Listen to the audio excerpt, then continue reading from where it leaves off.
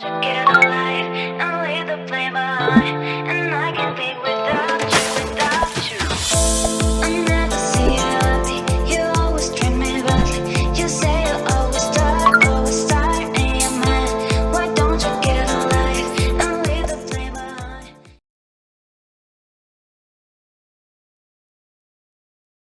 Assalamualaikum warahmatullahi wabarakatuh. Waalaikumsalam. Waalaikumsalam warahmatullahi wabarakatuh. Warahmatullahi wabarakatuh. Salam sejahtera untuk kita semuanya. Om Swastiastu, Namo Buddhaya, Salam Kebajikan. Bertemu lagi dengan saya, Pramudaya Lambang di OMG, obrolan malam Jumat yang pada malam hari ini edisi ke-86. Webinar kali ini disponsori oleh Everyday Laundry, Coklat 5 Kostel, dan didukung sepenuhnya oleh Prams Management. Susunan sesi webinar pada malam hari ini adalah pembukaan, tadi sudah saya lakukan. Yang kedua adalah presentasi oleh narasumber minimal 45 menit. Nanti juga Bapak Ibu yang ada pertanyaan silakan ditulis di kolom chat. Nanti dua penanya dengan pertanyaan yang paling baik dan paling menarik akan saya undi untuk mendapatkan saldo gratis OVO atau GoPay senilai Rp20.000. Kemudian dilanjutkan dengan sesi Q&A atau tanya jawab. Yang keempat, Zoom UMKM Expo. Bu Ani dan Bapak Ibu semuanya, maksud dan tujuan Zoom UMKM Expo, jadi Bapak Ibu boleh mempromosikan bisnis dan usahanya, berbicara langsung di depan kamera maksimal 3 menit. Mohon tidak berupa tayangan video atau brosur. Ini ada tujuan edukasinya Ibu, Bapak, agar kita berani berbicara di depan kamera. Kemudian kelima adalah sesi foto bersama. Yang keenam adalah closing statement dan pengumuman pemenang. Dan ditutup dengan, ya pasti dengan penutup. Ya. Materi yang kita bahas pada malam hari ini cukup menarik, yaitu karyawan juga manusia, yang akan disampaikan oleh Bu Ani Pekda. Beliau adalah psikologis, kemudian sekaligus founder dari Esensi Konsultan. Betul ya Bu ya? Betul Pak. Ya, tanpa berpanjang kata lagi, kita sambut narasumber terfavorit di Indonesia, Ibu Ani. Selamat malam Ibu Bapak sekalian. Ini saya sama Mas Pram ini kayak kunjungan balasan karena Mas Pram punya forum obrolan malam Jumat dengan UKM, para pengusaha kecil dan menengah. Sementara saya punya namanya juga emak-emak ya.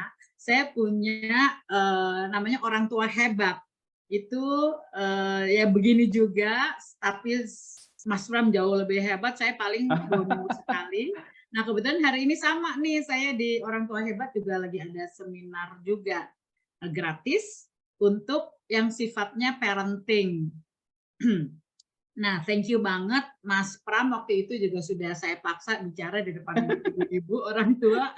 Tadi saya mesti ngomong apa, sama hari ini saya disuruh bicara di depan ibu bapak sekalian. Saya hanya berbekal dari pengalaman saya sebagai karyawan selama 17 tahun, kemudian juga sekaligus sebagai orang HRD, orang personalia dan HRD selama 17 tahun berarti. Karena saya komit sejak saya masuk kerja, dan itu saya belum lulus kuliah, karena pepet butuh duit gitu ya, jadi saya udah mulai kerja. Saya selalu di bidang personalia. Kebetulan latar belakang saya psikologi, jadi ya dicocok-cocokin ya jadi cocok. Tapi dalam perjalanan saya sebagai orang HRD, saya lebih nyaman disebut sebagai orang HRD daripada psikolog. Baru sekitar kira-kira tahun berapa itu ya, saya 2008 kali ya, saya udah menjelang keluar dari pekerjaan saya kemudian baru menyadari bahwa selama ini saya mudah menjadi orang personalia atau HRD karena saya ternyata punya latar belakang pendidikan psikologi yang secara tidak sadar akhirnya saya pakai, tidak secara langsung, sedikit demi sedikit. Karena psikologi itu belajar tentang manusia, dan rupanya dalam perjalanan saya bekerja sebagai karyawan, juga sebagai orang HRD, saya banyak bertemu, berhadapan dengan masalah dan perasaan nestapa gitu ya. Perasaan apa ya nek wong Jawa ki Apa? Sengsara bagaimana gitu Bu ya. sebagai Hmm. manusia. Wah, belum udah ada Pak bagaimana menghadapi orang baik atasan. Padahal materinya belum Masih ini muncul ini. curcol. Iya, karena karyawan itu harus kemudian bertemu dengan banyak masalah di tempat kerja dan di rumah. Dan saya mungkin sedikit beruntung karena tampang saya itu udah emak-emak banget, apalagi zaman dulu cuma di kondek doang, gendut gitu ya. Jadi karyawan itu datang mendekat dan bercerita gitu ya. Nah, kalau udah karyawan bercerita itu udah jadi seru. Disitulah sebetulnya kekuatan kita melihat bahwa karyawan itu ternyata juga manusia. Betul. Jadi namanya manusia itu kan yang paling terasa adalah dia punya perasaan, punya emosi. Sehingga alih-alih satu peristiwa yang mirip sama satu orang disukacitai, sama orang lain didukacitai. Artinya ada orang yang cocok, ada orang yang nggak cocok. Disitulah saya merasa bahwa oh ternyata banyak sekali ya momen-momen di mana sisi kemanusiaan itu seringkali lupa disampaikan oleh para pemimpin sehingga dia melihat karyawan itu tidak sebagai manusia dalam arti manusiawinya, tetapi sebagai human capital atau human resources yang memang menjadi sumber daya yang harus dimanfaatkan. Begitu. Nah, di sini sebetulnya pengalaman saya mulai banyak menempatkan gitu. Itulah latar belakang saya di bidang HRD. Jadi berdasarkan itu malam ini sebenarnya saya kepengen sekali kita ngobrol ya Pak ya. Siapa tahu belum tentu saya bisa menjawab. Tapi kita bisa berbagi pendapat dengan teman-teman yang lain yang di sini, terutama teman-teman yang memang punya usaha dan punya masalah-masalah bagi karyawannya. Nah, sambil menunggu itu, sebenarnya ini udah ada beberapa pertanyaan ya Mas, yang bisa nanti belum Padahal materinya belum ada. Materi belum disampaikan. Tapi saya ngomong sedikit aja ya Pak ya, nanti kemudian Ya, kita tergantung dari Mas Pram, apakah kita ngobrol di tengah-tengah gitu ya. Saya akan menyampaikan sedikit saja. Sebetulnya ini lebih kepada pandangan saya berdasarkan pengalaman yang setelah saya cek dari beberapa jurnal dan yang enggak buku persis tapi semacam kayak tulisan-tulisan begitu, ternyata banyak sekali loh yang saya alamin dulu itu ternyata masuk di dalam isu-isu yang ada di bidang human resources atau sumber daya manusia. Nah, sebelumnya saya perkenalkan dulu, udah ya kenalan tadi ya. Saya psikolog. Dalam pekerjaan saya juga saya senang banget karena banyak orang konseling, jadi saya anggap sebagai konselor, saya juga coach. Ini adalah gambaran saya. Kemudian Ibu Bapak di dalam karier saya itu punya 3 hal yang menjadi passion saya atau yang menjadi satu concern saya itu adalah bidang kepemimpinan, kemudian bidang karier dan perempuan. Jadi tema-tema yang berkaitan dengan itu sebisa mungkin saya akan nimbrung gitu ya. Dalam 3 aspek ini, saat ini yang saya lagi fokus di bidang keperempuanannya ini, karena kemudian saya bicara tentang bagaimana anak, pendidikan, keluarga itu melalui parenting di orang tua hebat. Nah, tadi disampaikan juga oleh Pak Mas Pram bahwa saya juga punya konsultan di bidang psikologi dan pengembangan SDM, itu sudah saya dirikan dari kira-kira tahun 2003 atau 2005 ya pada saat itu. Ini adalah bidang yang lebih banyak bergelut di industri atau perusahaan. Nah, kebanyakan adalah kalau sekarang saya lebih fokus di assessment untuk psychological assessment maupun kompetensi assessment,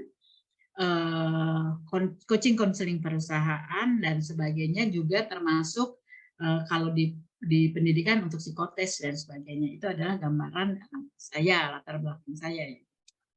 Nah, beberapa waktu yang lalu Mas Pram kontak, ngisi dong gitu. Nah, saya tahu nih dia pengen bilang, kemarin kan gue udah, sekarang gantian lo gitu kan.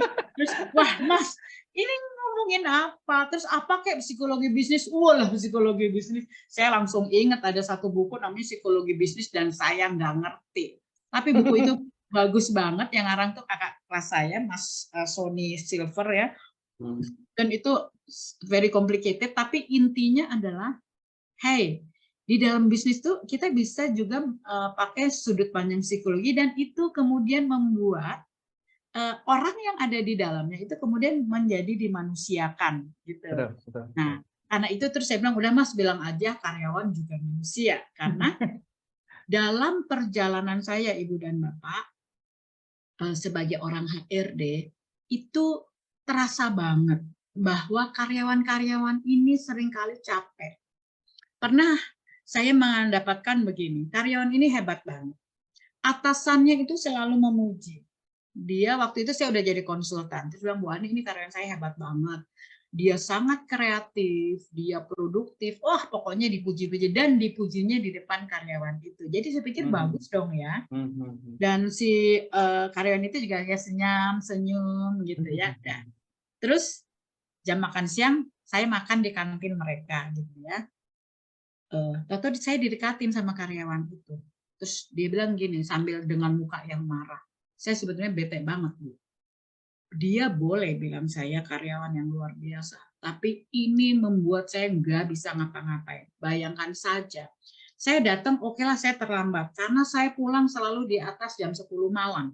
Nggak bisa pulang sebelum itu, karena banyak sekali yang harus saya lakukan. Kemudian sampai rumah, saya pun juga seringkali masih ditelepon, ngomongin pekerjaan. Saya sampai bingung, itu orang apa nggak pernah tidur atasan saya. Sampai saya bermasalah dengan istri saya karena saya tidak bisa berperan sebagai laki-laki. Udah kecapean tidur, sampai istri saya komplain, lu kok nggak pernah ngapa-ngapain gue, katanya gitu. Dan aduh, saya baru merasakan ya penderitaannya ya. Jadi kamu gimana? Pokoknya saya kalau masih gini terus, saya rasanya udah nggak kuat lagi. Lihat, jadi alih-alih dia karyawan yang hebat pun, kita juga mesti melihat bahwa dia juga manusia. Dia punya permasalahannya. Dan ini yang terus-menerus pengalaman saya sebagai konsultan, seringkali jadi saya dihadapkan pada pilihan, ya saya terpaksa harus mengatakan yang sesungguhnya bahwa inilah value saya sebagai konsultan di dalam company profile saya. Di situ jelas-jelas saya tulis memanusiakan manusia. Jadi bagaimana kita kemudian melihat manusia itu bukan hanya sekedar human capital, jadi kapital yang berupa manusia, tapi ya dia manusia begitu. Jadi bagaimana manusia itu punya hal-hal yang perlu harus diperhatikan sebagai manusia. Dan berdasarkan pengalaman saya, kalau kita bicara tentang bahwa yang bekerja itu adalah manusia, isu yang muncul kebanyakan selama saya jadi selama saya jadi HRD, itu ternyata banyak sekali hal-hal yang berkaitan dengan trust atau rasa percaya. Kadang-kadang seperti yang tadi saya kasih contoh, itu kan sebetulnya dipercaya ya sama atasannya.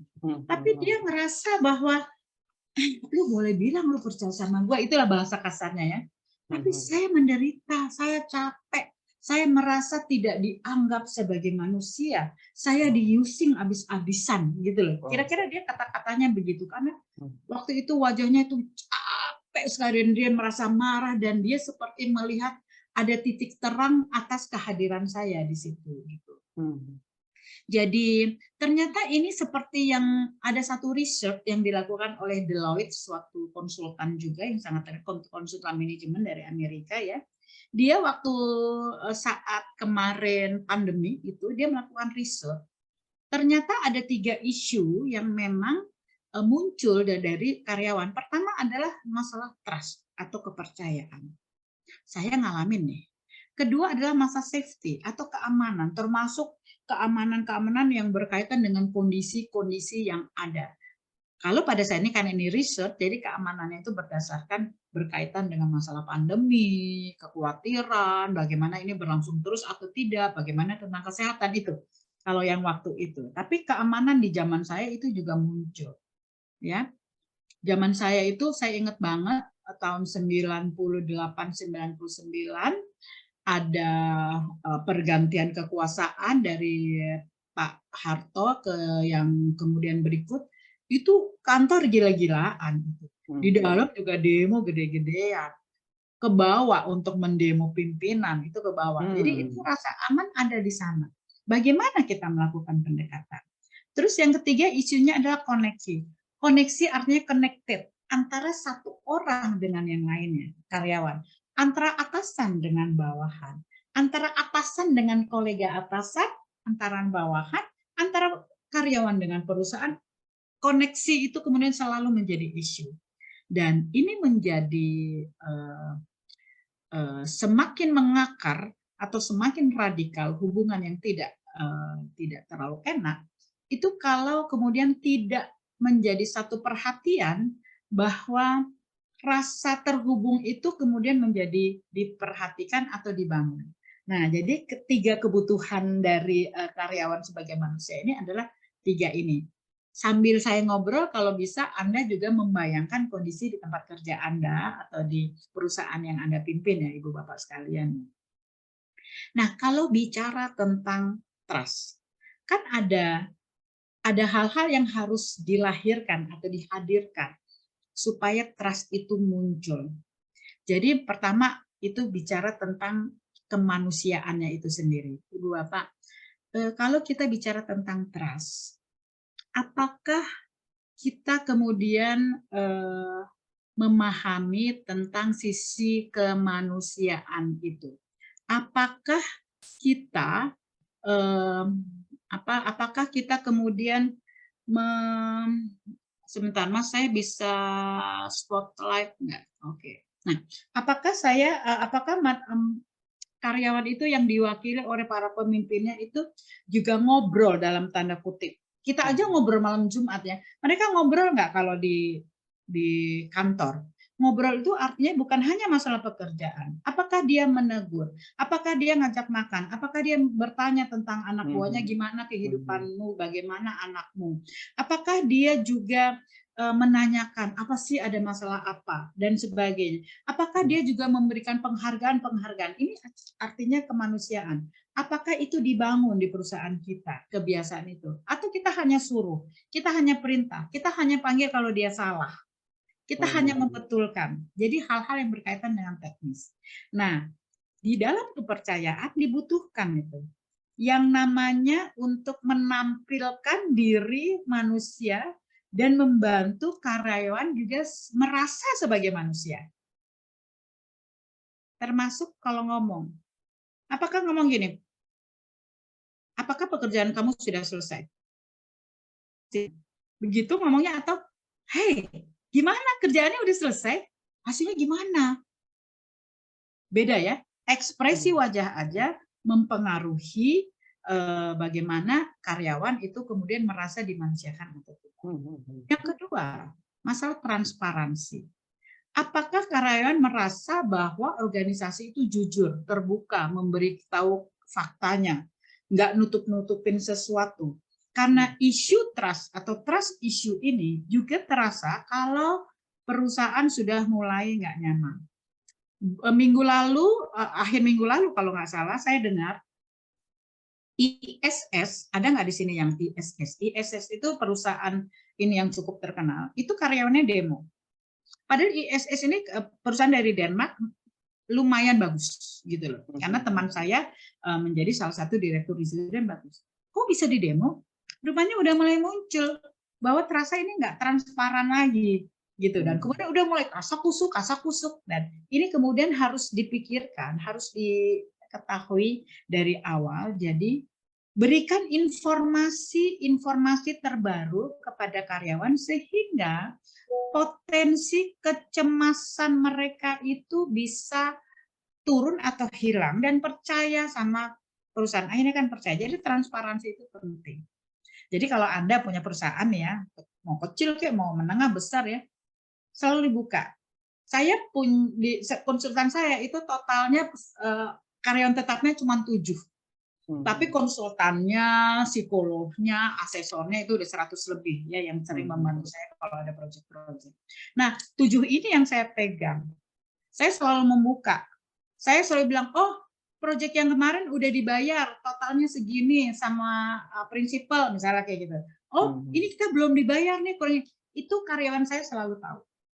Jadi mereka juga ngerti proyek itu nilainya berapa, kemudian diberikan untuk ini berapa, sisanya berapa. Nanti itu saya sampai ke situ untuk masalah keuangan, apalagi yang lain-lain, gitu ya. Itu transparansi penting, tetapi tentu saja harus sesuai dengan apa yang menjadi kebijakan perusahaan. Nah, kemudian juga kita bicara bahwa kemampuan karyawan itu harus di-upgrade terus. Ibu Bapak, ini kemudian memang menjadi bagian dalam pekerjaan saya sebagai konsultan HRD ya, bahwa semua karyawan harus diberi keyakinan bahwa kemampuannya dia itu ditingkatkan. Seringkali ya, saya juga nggak tahu kenapa ya, orang disuruh training malah marah, orang disuruh training malah jengkel, tapi ada orang yang doyannya training terus. Jadi sebetulnya bagaimana ini melihat ada nggak sih maknanya training itu untuk dia. Dan ini pernah terjadi. Atasan mengirimkan karyawan untuk training. Karyawannya nggak perlu training. Kenapa? Karyawannya udah pintar banget. Sampai nyebelin. Sampai ganggu. Jadi sering-sering disuruh training. Gitu, supaya nggak ada di perusahaan lagi. Tapi nggak bisa dipungkiri bahwa anak ini pintar. Gitu loh kira-kira. Itu pernah terjadi waktu itu di tempat saya bekerja. Ya, kalau kayak gini siapa yang salah? Yang harus dikonseling? Ya atasannya. Gitu ya kira-kira bagaimana dia harus memanfaatkan anak yang pintar. Kan sama dengan anak sekolah, Bapak Ibu. Kalau di sekolah, anak yang pintar, dia bosan, dia bisa mengganggu loh. Kalau gurunya bisa menghandle. Tapi kalau gurunya bisa menghandle, dia dikasih pekerjaan, aktivitas yang membuat dia jadi nggak punya kelebihan tenaga kali atau kelebihan resources sehingga dia ganggu kiri kanan. Di perusahaan ada karyawan yang kayak gitu. Nah, itu kan kita harus tahu bagaimana melihat dia sebagai manusia, gitu ya. Itu tadi kemampuan, jadi kemanusiaan, transparansi, kemampuan, dan akhirnya keandalan. Bagaimana seorang kita nih sebagai yang punya perusahaan atau para pemimpin, itu kan harus komit. Keandalan itu maksudnya dia akan menyampaikan hal yang memang konsisten. Kalau dia ngomong A, ya terjadi A. Kalau dia ngomong B, yang terjadi B. Boleh nggak terjadi berbeda? Boleh banget. Saya ngomong A nih, ternyata, waduh, nggak bisa A, harus B. Boleh, tapi kita mesti ngomong, kenapa harus berubah? Itu dulu saya ingat banget, bagian saya yang disuruh turun ngomong sama karyawan kalau ternyata ada perubahan secara kebijakan. Dan ini kan berarti masalah komunikasi aja. Dan karyawan kemudian mau mendengarkan. Satu pengalaman saya mungkin bisa menjadi masukan ya buat Anda ya. Bukan masukan lah, jadi maksudnya kita berbagi pengalaman bagaimana mengatasi karyawan. Dulu saya kerja di suatu perusahaan yang jumlah karyawannya kira-kira 8.000. Nah, jumlah karyawan 8.000 itu orang SPSI ya dulu ya namanya, atau SPMI. Kayak metal SPMI berarti. Waduh, Serikat Pekerja Seluruh Indonesia. Iya, galak banget waktu itu. Terus saya pikir, waduh gawat nih kalau galak. Itu jadi kalau misalnya meeting dengan manajemen itu udah siap-siap mereka. Jadi apa yang mau dilawan? Nih, kok mau meeting begitu? Akhirnya terus saya bikin peraturan. Ada penggantian kepemimpinan SPMI, saya bilang ketua wakil ketua, sekretaris, bendahara 3 minimal harus S1. Wah, marahnya mereka karena saya suruh S1, marahnya minta ampun, tapi saya hadapin. Saya bilang, ayo datang ke kantor saya, kita ngobrol yuk, kenapa kamu marah? Akhirnya faktanya memang mereka semua S1, udah ketua, wakil ketua, saya udah lihat datanya, terus saya baru bikin peraturannya. Kan pinter-pinternya kita. Loh, kenapa kamu marah? Kamu semua kan udah S1, lu kenapa marah? Ya tapi kan ini suatu ini Bu, apa sih namanya ini membedakan apa? Ya enggak lah. Terus saya bilang pakai logika. Kenapa itu? Supaya kita bisa ngomong. Kamu bisa ngomong sama manajemen. Dah. Tapi balasannya gini, saya ajarin dia bagaimana cara menghitung gaji, bagaimana 3R, 3 apa sih kalau remunerasi itu untuk melihat 3P, P for person, P for performance, P for position gitu kan. Saya ajarin mereka sampai mereka edik bahwa oh ternyata harus belajar ya. Dan setelah mereka pintar, waktu ngomong sama manajemen dia bisa ngomong sebagai manusia dengan manusia, bukan perusahaan dengan karyawan gitu. Nah disitulah kemudian mulai cair. Ini kan artinya satu waktu itu pegangan saya Ibu dan Bapak. Kita menghadapi saudara sendiri, kita menghadapi karyawan itu juga manusia. Sama kita, saya pun karyawan, mereka pun juga karyawan. Kenapa mesti berantem? Nah, itu kemudian menjadi terbukalah satu forum komunikasi. Gitu. Nah, satu lagi saya ingat sekali waktu itu demo besar-besaran di kantor saya. Ada tulisan gini. Disebutlah nama bos terdigital. No, anjing ditulis begitu. Waduh. Wah, gawat nih kalau gini. Ditulis di tembok pabrik, gila nggak? Bos saya namanya itu sampai, gila, apa mereka nggak ingat kalau gue tuh sayang banget sama orang. Ngamuk-ngamuk dia. Saya tenang. Saya suruh orang direktur hari menenangkan dia. Terus saya diem aja di pabrik nih saya. Nggak boleh turun saya. Saya pengen turun. Nggak boleh aneh. Aduh, saya bilang, kasih saya ini vitamin C. Saya minta vitamin C. Vitamin C yang tinggal dimakan gitu. Buat apa Bu? Bawa sini, saya bawa. Saya bawa tuh 1-2 plastik besar, kemudian saya nekat turun. Terus saya turun, saya nggak pakai ngomong, saya bagiin tuh. Orang yang pada demo saya bagiin satu. Nih minum. Nih makan, minum, nih isep.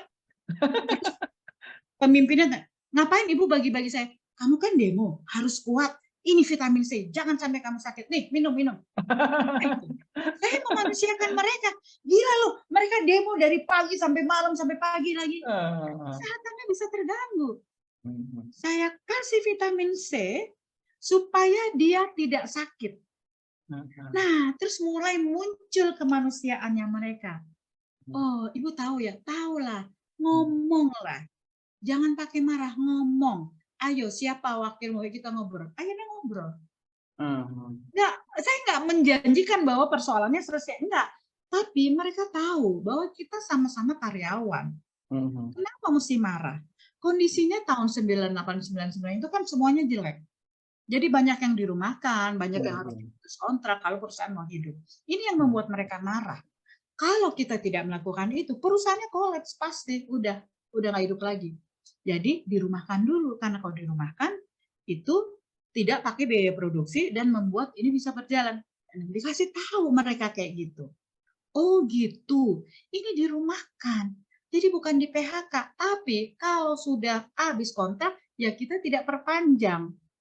Jadi kita tempatkan mereka sebagai karyawan, sebagai karyawan, untuk juga melihat dari sisi manajemen. Ini kan sepertinya meletakkan saya. Nah, Ibu Bapak, ini contoh. Ya.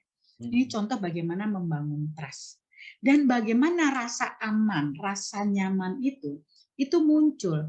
Kalau di zaman barusan ini, hal-hal yang berkaitan dengan pandemi, banyak orang yang harus putus kerja. Banyak yang orang harus dirumahkan. Banyak orang yang harus di PHK dan udah pasti banyak orang yang ditawarin, oke, kamu mau kerja lagi boleh, tapi gajimu cuma saya bayar sekian loh. Misal gitu. Itu kan semua kondisi yang tidak nyaman. Dan kondisi yang tidak aman itu harus disampaikan, dibuka artinya. Jadi orang-orang itu kemudian bisa melihat bahwa kondisinya seperti ini dan dia dikasih semacam kayak perlindungan. Jadi perusahaan harusnya tidak bersembunyi. di balik kesulitan, tapi harus menyampaikan bahwa kita ini sama-sama punya masalah. Gitulah kira-kira. Nah, yang sebetulnya ya kita tidak menutup mata terjadi adalah dengan kondisi pandemi kemarin, justru banyak perusahaan yang kesempatan nih, udah bikin aja, kita pilot, kita bangkrut dan sebagainya. Dan ini yang membuat kemudian menderita 2 kali. Ya Ibu Bapak, ini kemudian menjadi isu juga adalah bagaimana kita memastikan bahwa keamanan karyawan itu masuk di dalam pemikiran kita. Saya punya karyawan tadi saya bilang 7. Dari 7 itu kira-kira 4 adalah anak muda. Ya. Saya, kemudian ada 2 lagi itu udah tua-tua, generasi X dan Y tua. Mereka adalah generasi Z. Dan kita harus membuka dengan cara berpikir mereka. Keamanan mereka itu bukan dari sisi duit. Kalau anak muda zaman sekarang, nggak tahu Ibu Bapak yang punya karyawan anak-anak muda ya, milenial Z, itu mereka nggak mata duitan dalam arti kepengen gaji gede, enggak. Tapi mereka punya kesempatan nggak untuk maju, punya kesempatan nggak untuk misalnya belajar, sekolah, ini, itu dibuka. Sehingga mereka kemudian melihat bahwa, oh iya. Nah, di sini baru masuk isu yang ketiga. Terkoneksi. Terkoneksi dengan apa? Terkoneksi dengan dirinya, terkoneksi dengan dunianya, terkoneksi dengan minatnya. Jadi koneksi ini adalah bagaimana karyawan merasa bahwa aku bolomu, kowe boloku. Itu bahasa Jawanya apa ya? Aku tuh jadi, aku pendukungmu dan kamu pendukungku ya. Aku nggak ngomongin gaji ini, tapi aku punya nggak kesempatan untuk bahwa this is my company also, gitu ya. Dan ini yang saya rasakan di perusahaan saya, jadi di konsultan saya. Dan anak-anak muda ini menjadi bersemangat. Bahkan saya bilang udah, ini barusan kami terapkan 1 bulan ini bahwa kamu mau dapat penghasilan berapa itu urusanmu. Jadi ya terserah apa yang bisa kamu lakukan. Karena perusahaan saya konsultan ya, bukan perdagangan ya. Jadi itu bisa dilakukan. Mereka yang menentukan sendiri mau berpenghasilan berapa. Gitu. Jadi tidak terikat kepada gajinya mau berapa. Karena buat mereka gaji itu urusan orang tua.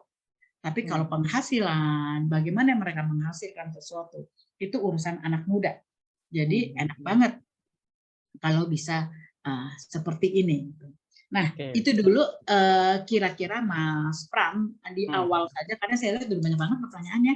Dihabiskan dulu aja Bu, materinya Bu. Hah?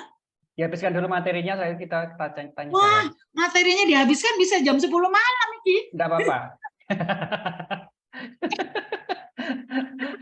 Ini waktunya unlimited ini kalau obrolan malam Jumat ini. Ya wes. Jadi ini baru kita mengatakan bahwa sebetulnya dalam isunya, ketok ya Mas, ketok ya. Istinya karena manusia karena manusia sebagai karyawan yang bekerja di perusahaan secara umum yang terasa isunya 3 ini. Dari 3 kebutuhan, yaitu percaya dan dipercaya, aman di dalam segala hal, termasuk keuangan, karir, dan sebagainya, dan terkoneksi dengan apa yang menjadi minatnya. Kalau kita memahami ini, aman, menurut saya ya, jadi aman yang best. Nah, yang kedua, ini ada satu ide dari seorang konsultan di Amerika, yaitu dia bicara bahwa perusahaan itu ada urusannya, dia karyawan itu sebagai roda penggerak atau sesuatu yang sifatnya timbal balik. Kalau timbal balik itu kan saya memberi ini, saya mendapat apa? Saya melakukan ini, saya puas atau tidak?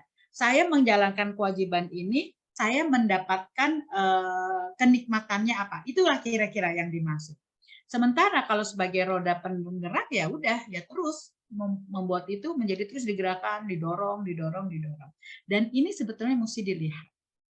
Nah, sebagai roda penggerak kita bisa lihat bahwa ada beberapa hal yang harus kita ketahui timbal balik ini. Pertama adalah apakah kita itu paham istilahnya itu sebenarnya empati, tapi saya bilangnya masuk dalam kepala. Harusnya empati kan perasaan ya, tapi masuk nggak di dalam pemikirannya? Karena di sini motivasi orang itu beda-beda. Jadi coba perhatikan, Anda sambil berpikir tentang karyawan Anda ya Ibu Bapak. Semua karyawan itu punya alasan, punya reason, hal-hal yang muncul di dalam pikirannya itu berbeda-beda antara satu dengan yang lain. Disinilah kita masuk dalam kepala mereka istilahnya.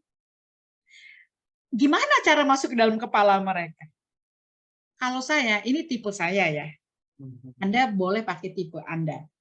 Kalau saya orangnya suka ngobrol. Jadi istilahnya gini, temukan waktu untuk minum kopi. Ya, ini barusan hari ini. Anak-anak saya datang. Ini karyawan saya datang ya. Ini anak-anaknya masih muda-muda mereka. Udah ngobrol, udah kerja mereka, kemudian ngopi, beli kopi. Ngopi milih. Karena itu buat mereka, kita nggak terasa ya, harganya berapa sih? Tapi itu buat mereka satu kesenangan, dan kemudian kita bisa lebih ngobrol banyak. Udah ngopi, goreng kentang, wah. Tapi kemudian ide-ide itu kemudian bisa masuk dan bisa dikembangkan oleh mereka. Jadi itulah yang kita maksud dengan masuklah ke dalam kepala mereka. Setuju nggak? Kalau nggak setuju boleh ngomong ya. Dan jangan bikin mereka takut. Ibu Bapak, takut ini dalam arti khawatir ya. Saya nggak tahu, kalau di tempat saya karena kan isu tentang akuisisi, kemudian PHK, dan yang lain-lain itu kan jauh banget. Karena kan kami perusahaannya tidak terlalu besar. Perusahaan kami itu kecil, langsung bisa dikontrol. Jadi, yang dimaksud adalah jangan sampai mereka merasa takut, nggak bisa dipakai lagi.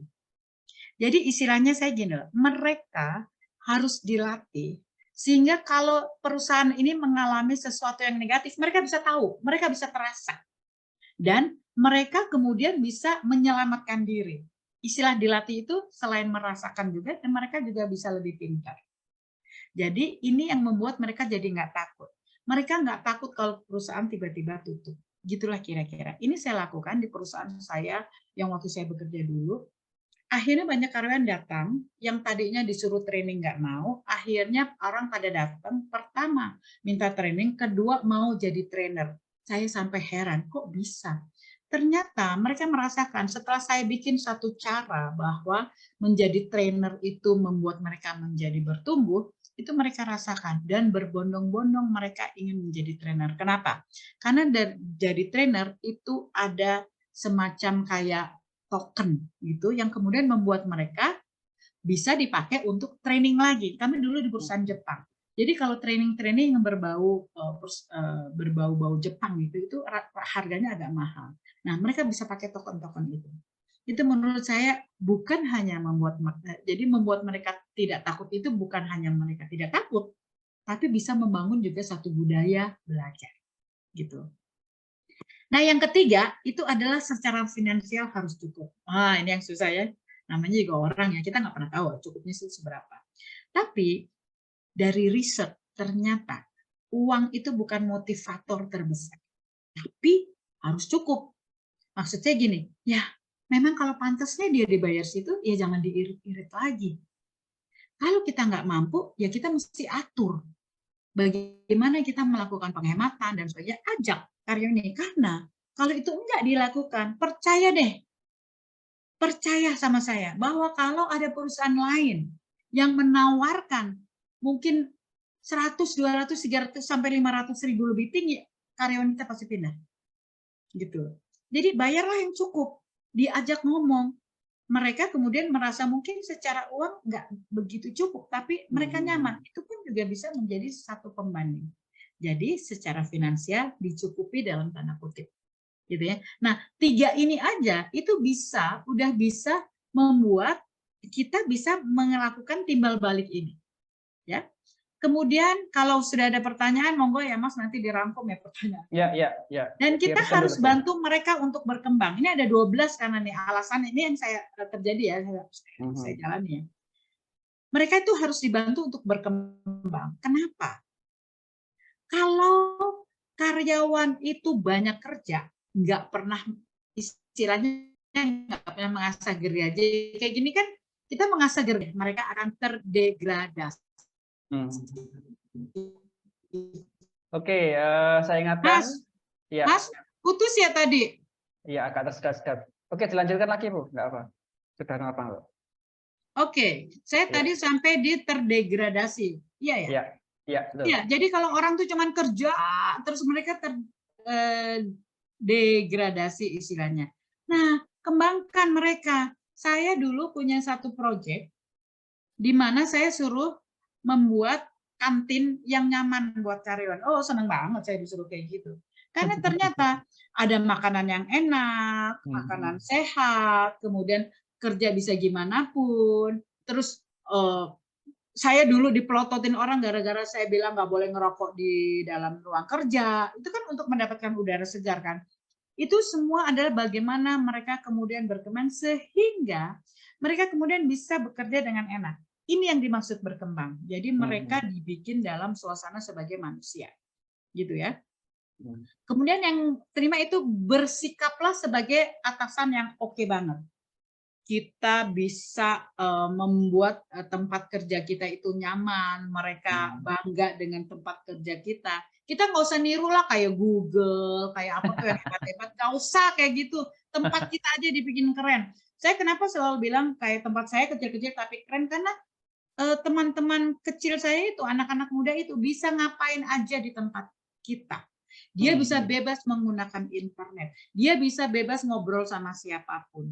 Dia bisa bebas mau menclok sana menclok sini kerja. Kami kerja kan di rumah ya. Mau di ruangan mana di rumah saya dia boleh. Jadi lebih enak gitu. Jadi itu kondisi itu yang kemudian harus kita kembangkan. Gitu. Kemudian juga perlu untuk kita lihat bahwa kita harus berani dan transparan.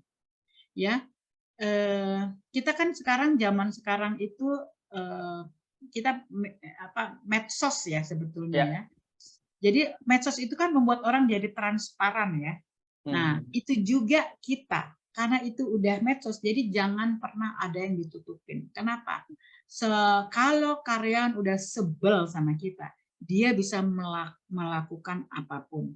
Jadi jangan buat mereka kemudian menjadi prejudice dengan apapun yang mereka pikirkan, karena kita nggak berani terbuka. Gitu. Ini terjadi, pernah saya di tempat saya bekerja, atasan mulai tidak terbuka, karyawan mulai marah, tapi nggak marah banget, ini karena ada di lingkungan HRD. Terus saya udah mulai ngomong sama atasan saya, Pak, ini nggak bisa begini terus, kita harus buka kondisinya gimana. Akhirnya kita kemudian membuat satu situasi di mana karyawan diajak ngomong di dalam bentuk kelompok-kelompok kecil. Nah ini semua kan sesuatu yang bisa diomongin kalau mengingat bahwa mereka itu manusia. Kemudian karena mereka manusia itu juga masing-masing punya makna terhadap kondisi yang ada. Nah, makna itu dari satu orang ke orang yang lain beda. Jadi kita sebagai pemimpin juga jangan sampai menyamaratakan. Ada orang yang berpandangan begini, ada orang yang berpandangan begitu. Kita harus pahami satu-satu maksudnya ki opo. Jadi hati-hati jangan sampai menghidupkan yang ini, mematikan yang ono. Contoh, dulu kan saya pernah kalau performance appraisal, karyawan kan suruh menilai dirinya sendiri kan, pertama. Jadi lapisan pertama dia menilai diri sendiri, lapisan kedua atasannya, lapisan ketiga atasan dari atasannya, sampai 4 lapis itu. Nah, udah nih dia menilai diri sendiri. Dia bikin nilainya D gitu deh. Semuanya dibikin D sama dia, jelek artinya. Atasannya langsung bilang, enggak ini kayaknya enggak D, ada sih yang D, cuman saya ganti Bu, jadi ini kan D-nya 4, saya cuman bikin D-nya 2, yang 2 lagi C. Gitu kan. Jadi atasannya bikin D, C, istilahnya begitulah. Dah, anak buahnya yang bikin D itu marah. Dia marah ngadep saya, tuh kan Bu Ani, bener kan? Apanya yang bener? Saya udah tahu nih, saya bakalan dinilai D sama dia. Tuh kan, dia emang nggak pernah melihat sisi baik saya. Saya kan bingung ya. Lah, lu nilai diri lu sendiri aja D. Kenapa lu jadi marah kalau atasan nilai lu D sama C? Iya, saya sengaja emang mancing dia. Saya bikin aja D. Supaya tahu kan, ketahuan deh. Saya bilang, nah di sini sebetulnya. Karena orang ini ibu-ibu nih, biasa kalau ibu-ibu kan kayak gitu ya. Si ibu-ibu ini ngerasa bahwa dia tuh tidak diperhatikan oleh atasannya. Dia udah Oh. kerja keras nggak diperhatiin. Ya, Jadi ya, ya. kerjanya jelek. Kalau kerja keras sekalian aja dia bikin jelek. Artinya dia si atasan tidak memaknai sebetulnya apa sih sebetulnya yang harus diperhatikan. Nah, kayak gini-gini ini sebetulnya artinya akhirnya bukan masalah dia dinilai apa, tapi apakah sisi manusianya diperhatikan, gitu ya. Kalau udah sisi manusia diperhatikan, apakah perusahaan bisa membantu karyawan untuk melihat masa depan mereka? Ibu Bapak, waktu saya jadi karyawan di masa lalu, sekarang bekas anak buah saya yang menjadi anak buah saya dari kan saya cukup banyak. Itu ada 3 yang sekarang udah jadi dokter. Dari 3 itu, dalam sidang dokter saya selalu diundang. Dan nama saya lihat itu semua ada di tulisannya mereka, tulisan depan untuk itu. Kan ada tulisan terima kasih kepada gitu, itu nama saya ada, walaupun sedikit kecil. Kenapa? Mereka ingat. Karena saya yang selalu mengingatkan waktu itu. Lu ambil lagi, kalau lu udah S1 sekarang, lu ambil S2. At least kamu bisa S3, lu jadi dokter. Ingat, 10-15 tahun lagi dari sekarang, itu dokter itu udah kayak S1 sekarang. Itu saya dulu, berarti itu tahun 90-an ya. Sekarang udah 2020-an, waktu tahun 2018 sebelum pandemi, itu udah ada 2 yang jadi dokter. Kemarin 2021 ada 1 lagi jadi dokter. Semua mengatakan, terima kasih Ibu Ani yang selalu mengingatkan saya untuk melakukan yang terbaik dalam pendidikan saya. Artinya saya mengajak mereka untuk melihat masa depan itu. Ini benar, kalau Bapak mau ketemu sama anak buah saya itu, saya temuin, ada 3 udah jadi dokter. Karena kita sebagai atasan mengajak mereka untuk melihat masa depan dan mempersiapkan mereka untuk mampu mempersiapkan dirinya sendiri. Kira-kira gitu. Saya nggak tahu di dalam karir mereka gimana. Tapi kalau dalam pendidikan, mereka oke. Gitulah kira-kiranya ya. Dan ini yang bisa memperbesar kesuksesan mereka. Jadi kalau karyawan itu punya pengalaman sukses kecil, maka dia kemudian menjadi bersemangat. Dan semangat ini bisa menjadi kayak mental baru mereka untuk lebih lagi. Jadi lama-lama mereka tuh nggak ngerasa kayak kerja. Jadi kalau kerja, mereka itu seperti kayak sedang membangun sesuatu. Tapi ingat ya Ibu Bapak, sebagai manusia nggak ada orang kerja tanpa pamrih. Tanpa pamrih, no way. Jadi jangan paksa karyawan harus kerja tanpa pamrih. Mana ada, nggak ada. Tetap harus ada pamrih. Justru disitulah kita bangun supaya sukses itu makin lama, makin besar. Nah, di sini sebetulnya tantangan kita. 3 lagi. Ini adalah semua yang saya alami ya Ibu Bapak. Jadi mungkin agak berbeda dengan Anda. Yang ke-10 adalah kita harus bisa menyatukan mereka, mengumpulkan mereka menjadi satu tim. Saya kasih contoh cara saya. Dulu saya di tempat saya bekerja dulu, saya bikin Wednesday tea istilahnya. Jadi ngeteh setiap Rabu lah kira-kira. Minum teh setiap Rabu. Jadi setiap Rabu sore udah selesai itu kita udah membayangkan minum teh, makan cookies dan sebagainya. Apa yang dilakukan? Kita pergi bareng-bareng ke saya ingat pasar Blok A untuk nyari cangkirnya. Cangkirnya aja kita samain. Kita sepakati mau cangkir yang mana nih? Mau yang ini apa yang ini? Kita punya 2 macam cangkir. Toples kuenya itu saya bangun gitu. Dan mereka ngerasa senang. Waktu minum teh itu benar-benar menjadi satu yang mereka seperti united gitu loh. Nah, ini kemudian membawa mereka saat harus bekerja beneran. Tapi nuansa berkumpul itu dibentuk. Kenapa? Mereka orang, mereka manusia. Siapa sih yang nggak senang kebersamaan kayak gitu? Gitu. Nah, itu dibangun. Kalau saya caranya begitu. Saya nggak tahu Anda bisa gimana. Gitu ya. Dan kemudian ini, saya nggak ingat ya tentang biarkan mereka memimpin kalau di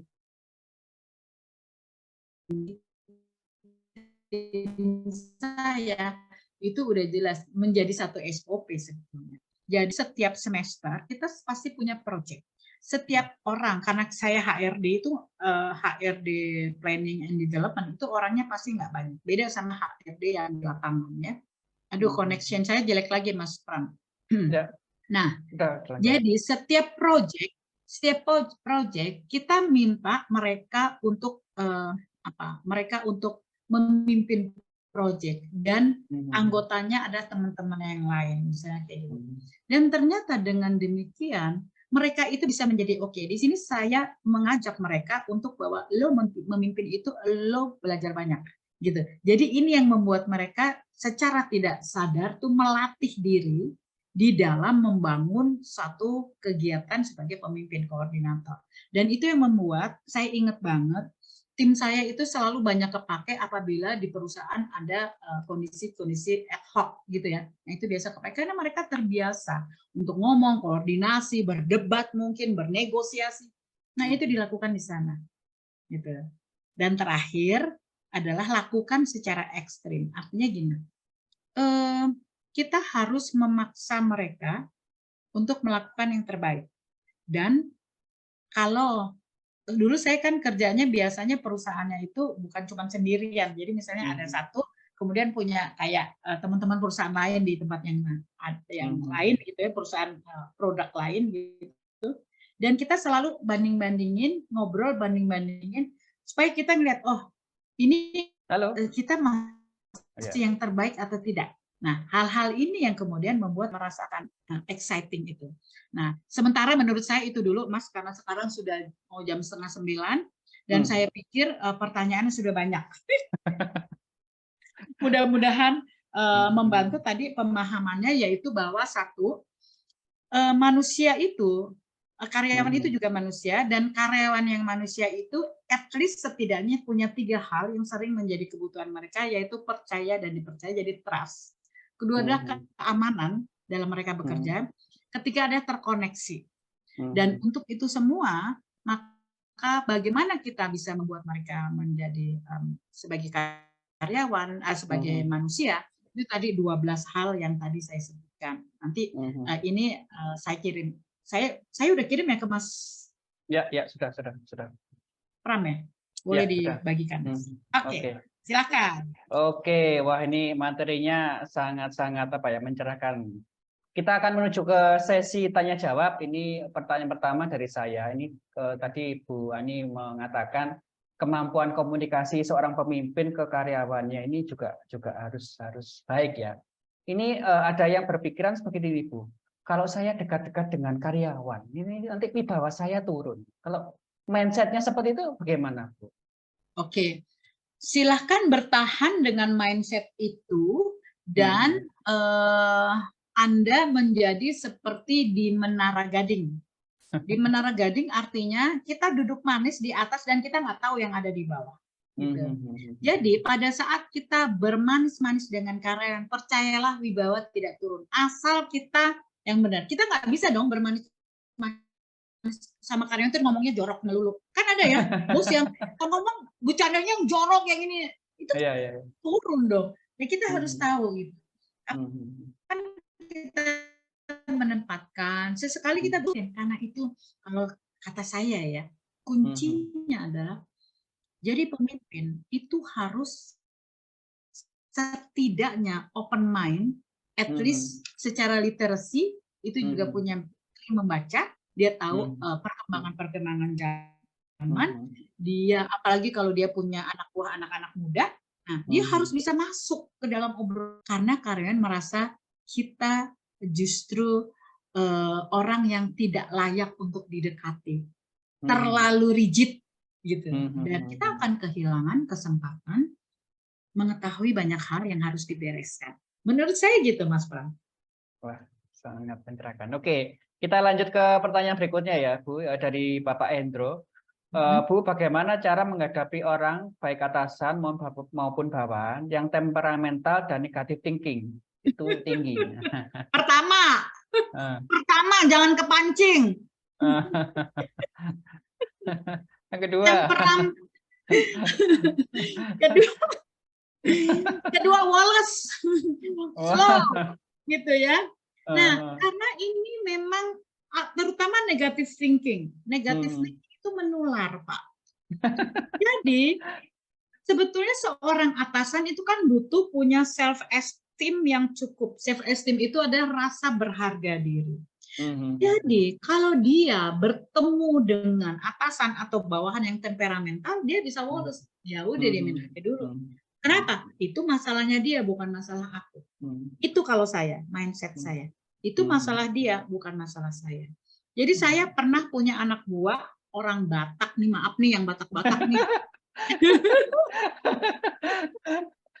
Orang Batak nih dia, kemudian orang lama, udah kelihatan nggak bisa berkembang karena dia pernah sakit darah tensi ya, jadi dia udah nggak berkembang lah, jadi dia nggak jadi kasih kerjaan yang bermakna. Itu very temperamental and very negative thinking. Dan sama orang ini saya mati gaya bener. Setiap saya ngomong dia, karena orangnya pintar sebetulnya, orangnya itu pintar, tapi negatif. Kenapa? Karena dia melihat perusahaan nggak bisa menjadi bolonya. Jadi ngapain aku jadi bolomu, gitulah kira-kira ya. Ya udah, saya waktu itu karyawan baru, manajer baru, perempuan muda. Wah, abis-abisan saya dikerjain sama dia. Disuruh-suruh, dipermalukan dan sebagainya. Saya diam aja, tenang aja. Kenapa? Ada saat saya memperhatikan dia, muncul rasa kasihan, Ibu Bapak. Orang yang temperamental dan negatif, terutama yang negatif thinking, itu berarti orang yang kurang bahagia. Kalau kita lebih bahagia dari mereka, kita lebih bisa kendali. Diamkan dulu, ajak ngomong, nggak usah ngomongin kerjaan. Ya, karena orang-orang ini biasanya orang-orang yang berkumpul dalam satu kelompok yang namanya LIPI di perusahaan. Di perusahaan selalu ada lembaga LIPI, Mas Pram. LIPI itu lembaga intrik dan pengembangan isu. Nah, orang-orang yang ada di lembaga intrik dan pengembangan isu itu selalu ngobrolnya panas-panasin. Jadi mereka akan terus bicara tentang hal-hal yang negatif. Nah, saya selalu berpikir gini, bagaimana cara menghadapinya? Anggaplah itu bukan masalahku. Masalahku adalah bahwa pekerjaanku harus beres sebagai atasan dan kamu harus mengerjakan. Supaya kamu bisa mengerjakan apa yang perlu saya bantu. Saya dulu diajarin sama atasan saya untuk kata-kata ini, dan ini membekas sekali buat saya pada saat saya menghadapi anakku. Please help me to help you, atau please help me for helping you. Jadi supaya aku bisa membantu kamu, kamu bantu aku dulu. Kasih tahu informasinya. Dan cara ngomongnya itu mesti enak. Balik lagi Mas tentang tadi pakai ngopi. Ngobrol sama saya bawain buah. Terus dia yang, apa nih buah nih? Gitu kan orang Batak. Buah. Nah besoknya saya namanya siapa ya? Kok saya lupa ya. Apaan lagi nih buah nih? Gue kemarin bikin enak. Iya nih enak nih. Mulai. Jadi ternyata saya tahu nih, dia orang suka makan nih. Ini manusia ya kita ya. Ini orang nih makan nih sukanya. Jadi saya bawain makanan. Begitu perutnya kena, dia langsung, mana Bu Ani, makanan buat saya. Kagak ada, lu beli sendiri. Oh gitu, yaudah. Ibu mau nggak? Mau. Udah kena nih. Di situ baru. Gitu, Pak. Jadi cara menghadapinya ya udah komunikasi. Kita kenali dulu. Nah, disitulah kemudian saya ingat banget di kira-kira di tahun 2008-2010 saya baru menyadari, oh ternyata selama ini saya berhasil karena saya melihat mereka sebagai manusia. Gitu. Jadi kalau Bapak tanya gimana menghadapi orang baik, pertama lihatlah bahwa itu masalahnya dia, bukan masalah saya. Jadi jangan terbawa, jangan terpancing. Kedua, tetaplah selalu positif. Ketiga, ikutin dulu permainannya dia, jadi gayanya. Baru kita bisa ini pelan. Temperamental, kita nggak boleh temperamental, false aja. Gitu kira-kira Pak Hendro. Oke, semoga mencerahkan. Selanjutnya, ini dari Bu Sulastri, ini curhat ini Bu. Bagaimana caranya agar karyawan bisa betah, nyaman? Nah. Nyaman dan betah. Ibu nanya sama saya, karyawan saya doyan makan Bu, supaya betah ya saya kasih aja makan. Jadi intinya karyawan itu diajak, kita ketahui apa yang dia suka. Ada satu karyawan saya namanya Marcelio, ya panggilnya Mas Leo.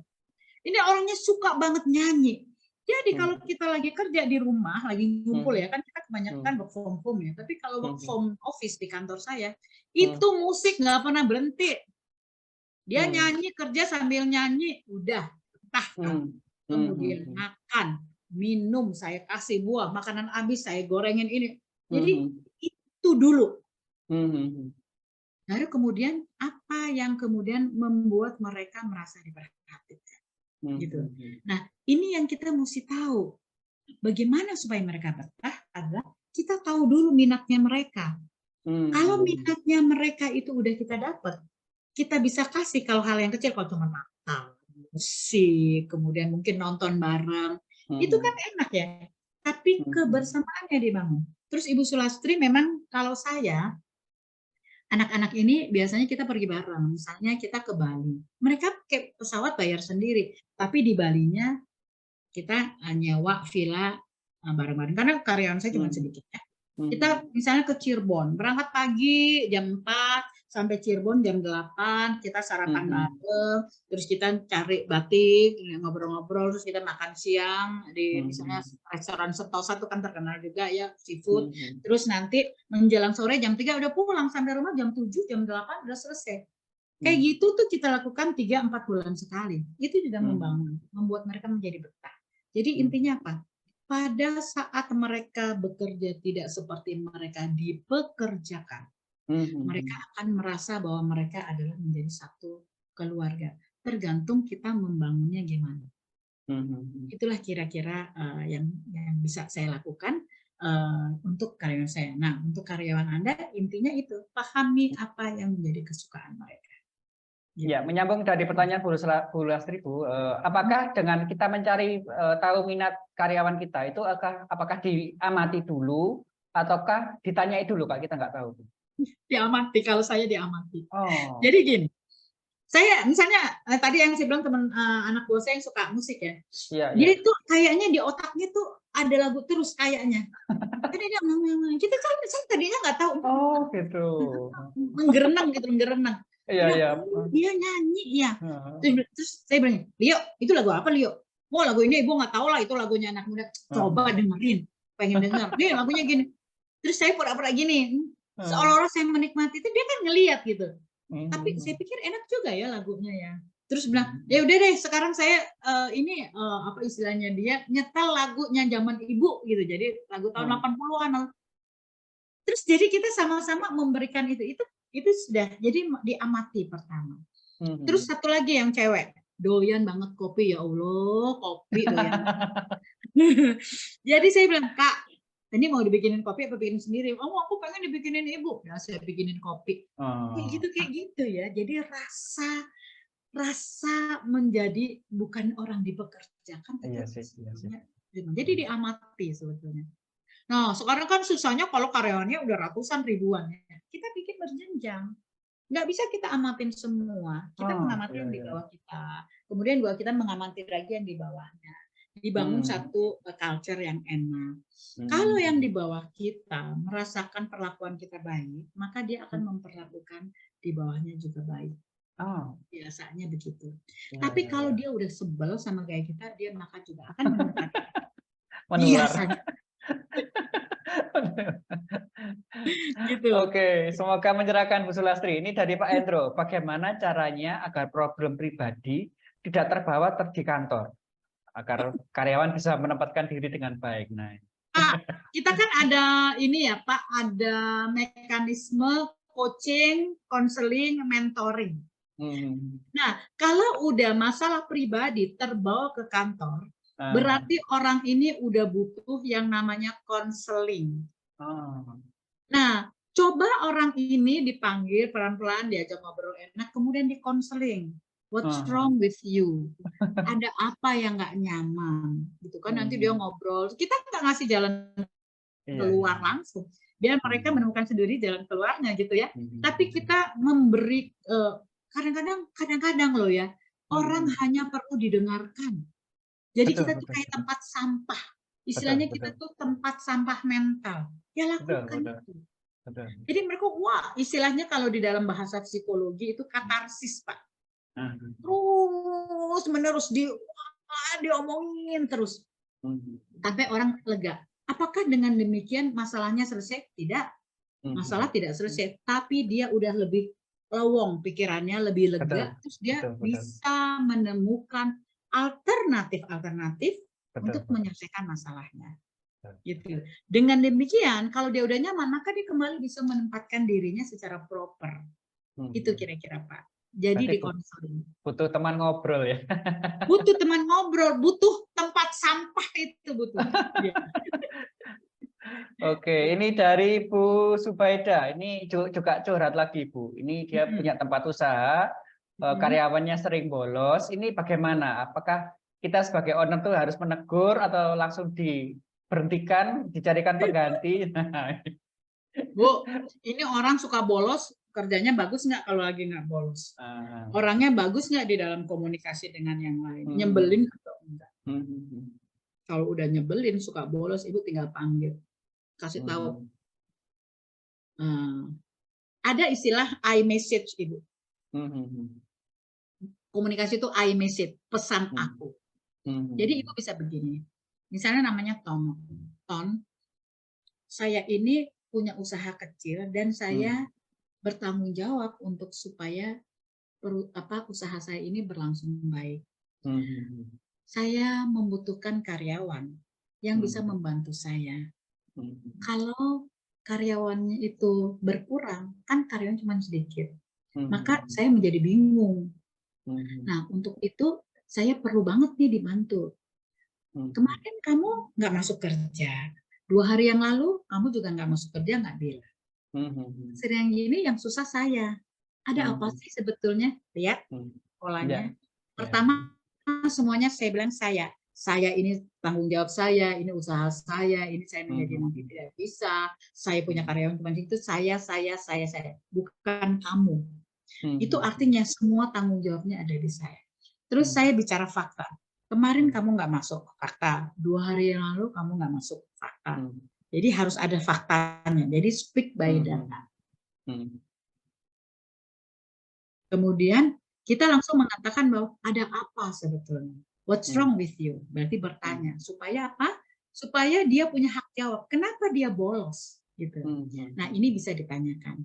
Kalau misalnya dia udah begitu pun udah jelek banget, ya sebagai owner, ya kalau dia nggak tahu perusahaan itu perusahaan yang benar-benar pakai segala macam resmi gitu atau enggak. Kalau enggak, cuma dia memang karyawan, ya udah. Nih kamu saya kasih kue sama 1 bulan gaji, saya mencari lagi yang lain, nggak apa-apa juga menurut saya sih ya. Asal bukti-buktinya jelas. Tapi kalau Ibu di perusahaan, semuanya ada mekanismenya. Kalau karyawan bolos, sudah ada peringatan belum? Surat peringatan 1, 2, 3 dan sebagainya. Sudah di coaching belum? Sudah di konseling belum? Ada datanya enggak? Itu semua kalau itu sudah dilakukan, Ibu boleh mem-PHK dan kalau dia nggak nerima dan dia bikin gara-gara mengajukan diri ke P4 atau apa itu, Ibu bisa kasih tahu, saya udah melakukan 1, 2, 3, 4 dan saya sudah melakukan coaching ini, tapi hasilnya begini. Itu kemudian menjadi data kita. Itulah kira-kira. Oke, semoga menjawab ya. Selanjutnya dari arah-arah laundry, izin bertanya bagaimana caranya agar karyawan mau mengikuti SOP itu? Agar karyawan mau mengikuti SOP, Iya. karyawan mau mengikuti Jadi karyawan ini sepertinya kerjanya seenaknya sendiri, Bu. Nah, ini oke. Sorry, saya ketawa karena saya ingat banget tuh. Ada dulu juga orang, aduh elah boro-boro ngikutin SOP, kerja aja males gitu ya. Jadi gimana caranya? Ya pertama dikenalkan dengan SOP itu. Kemudian SOP itu kan sebetulnya netral ya, dia mau digunakan dengan baik atau enggak itu SOP-nya ya tetap begitu, tergantung kita. Gimana supaya dia mengikuti SOP? Pertama kita harus mengikuti dulu. Kedua ada kontrol. Jadi kalau dia tidak mengikuti dan itu menjadikan sistemnya tidak berjalan, maka bisa ketahuan di mana SOP itu tidak dijalankan. Kalau dia tidak ketahui istilahnya, kalau ketahuan bahwa macetnya itu di dia, maka dia yang akan kita ciduk, kita ajak ngomong, kita tanya kenapa ini bisa terjadi, gitu. Dan terus. Kalau dengan demikian balik lagi ke pertanyaan tadi, siapa itu yang perlu dikeluarkan atau enggak nih? Itu kemudian menjadi sarana kita untuk melakukan coaching. Karena kalau SOP itu kalau nggak dijalanin, itu kita melakukan coaching, Bu. Karena berkaitan dengan keterampilan kerja, bukan. Tapi kalau dia nggak mau nih ya, jadi nggak ada niat gitu, bukannya nggak bisa. Maka kita konseling, mengapa kamu nggak mau? Gitu. Ada apa? Apa yang membuat kamu sebel, bete, sedih, misalnya kayak gitu. Sehingga kamu tidak melakukan SOP. Nah, jadi kita tahu. Pertama bisa jadi kemudian setelah itu dia merasa, oh ternyata gue diperhatiin ya, terus dia bisa melakukan. Itu masalah nggak mampu. Bukan masalah nggak mampu ya. Kalau itu sudah terjadi, ya udah kita lihat. Kalau dia mudah menjalanin, kasih apresiasi. Apresiasinya kan tidak harus uang. Dia bilang, hebat kamu. Ih, kamu sekarang udah ngelakuin, jadi lebih lancar. Keren kamu. Misalnya kayak gitu. Tapi harus ada buktinya. Itu kira-kiranya, Pak. Oke, selanjutnya dari Pak Ahmad Muzamil. Izin bertanya, Bu. Untuk karyawan suka cari muka dengan menjelek-jelekan karyawan lain, langkah sebaiknya seperti apa, Bu? Mengingat karyawan yang cari muka ini adalah karyawan yang cukup lama. Aduh. Kalau dia cari muka, emang mukanya pimpinannya ada di mana ya? Ini memang paling nyebelin banget. Karyawan cari muka. Pertanyaannya, pimpinan tahu nggak kalau dia cari muka? Itu pertama. Kalau ternyata cari mukaannya itu cuma asumsi kita. Nah, kita yang harus refleksi. Benar nggak sih dia cari muka? Atau memang dia kerja, kan cari muka itu bisa karena kerjanya mungkin bagus. Terus dia bandingin sama yang lain. Tapi kalau dia menjelek-jelekkan karyawan lain, maka kebijakan dari sang pemimpin perlu. Pemimpinnya tahu nggak kalau ini jelek-jelekin? Atau dia bisa melihat secara objektif? Kalau kita ragu bahwa pemimpinnya juga nggak tahu, berarti ada dua orang bermasalah. Orang yang cari muka dan pemimpin yang mukanya dicari itu. Ini yang menjadi masalah. Kalau saya jadi yang Pak Ahmad Muzamil, kalau saya jadi Anda, misalnya nih ya, saya selalu mengatakan itu urusanmu, bukan urusanku. Urusanku adalah hanya melakukan yang terbaik yang bisa aku lakukan. Karena saya percaya, di dalam satu perusahaan yang ada sistemnya, itu akan ketahuan kalau kita melakukan yang terbaik terus-menerus. Dan kita tidak akan rugi waktu. Kenapa? Karena kita terus melakukan yang terbaik terus. Artinya kita akan menjadi lebih baik, lebih baik, lebih baik terus kan. Sampai suatu saat waktu yang akan menentukan. Oh, ternyata inilah kesempatanmu karena engkau tidak menyia-nyiakan waktu dengan hanya, dia akan cari muka, dia jelek-jelek, dia cari muka. Ya, lu bilang cari muka, kamu melakukan yang terbaik juga nggak? Jadi Pak, sampaikan Pak kepada anak buahmu atau siapa yang memang ada seperti ini. Katakan bahwa itu urusan dia mau cari muka kayak dia mau jelekin orang sih, itu urusan dia. Urusanku hanya lakukan yang terbaik yang bisa aku lakukan, sebisa mungkin tidak melakukan kesalahan yang berulang, dan terus belajar sampai kita menjadi pintar. Karena sekolah dengan bekerja itu mirip sebetulnya. Gitu Mas. Oke, semoga mencerahkan. Ini dari Pak Endro nih, Bu. Ini kasusnya agak serem ini. Dia punya karyawan yang ada kelainan, ini kasusnya LGBT nih, Bu. Ini kan bisa merusak lingkungan. Ini kita sebagai owner tuh kalau melihat fenomena seperti ini bagaimana, Bu? Maksudnya diberhentikan, dipecat ya Pak Hendro? Sepertinya Bu. ya. Mungkin di dipecat. konseling kalau masih tidak berubah harus dipecat mungkin gitu, Bu. Aduh, ini kalau Anda bekerja di satu perusahaan yang bermakna, misalnya ada PT dan tertentu, kalau Anda pecat karena dia LGBT, Anda pasti akan dituntut, Pak. Jadi kalau zaman sekarang, Pak, LGBT itu bisa bukan kelainan seksual. LGBT itu bisa merupakan pilihan sadar orang. Gitu. Jadi dia memang memilih itu. Nah di Indonesia memang tidak seperti di Amerika yang punya kebebasan gitu. Tapi saya akan mengatakan begini loh, harus hati-hati karena ini udah masuk ke ranah orientasi seseorang dan itu biasanya dia bisa bawa ke ranah hukum kalau kayak gitu. Walaupun di Oh. Indonesia belum tentu berhasil, tapi dia Ya. bisa mempermasalahkan. Kan kita juga yang tahu gitu, Pak. Mhm. Jadi apa yang bisa dilakukan? Mhm. Kalau jelas-jelas dia LGBT, Mhm. kita ajak ngomong. Mhm. Kenapa? Supaya dia tidak mengganggu yang lain yang tidak LGBT. Mengganggu itu maksudnya apa? Misalnya dia seorang gay. Kemudian di situ ada, kita punya karyawan yang juga cowok keren juga tapi bukan gay. Dia deket sehingga mengganggu kinerja. Nah ini yang bisa kemudian Iya, menjadi iya, iya. kalau udah mengganggu kinerja.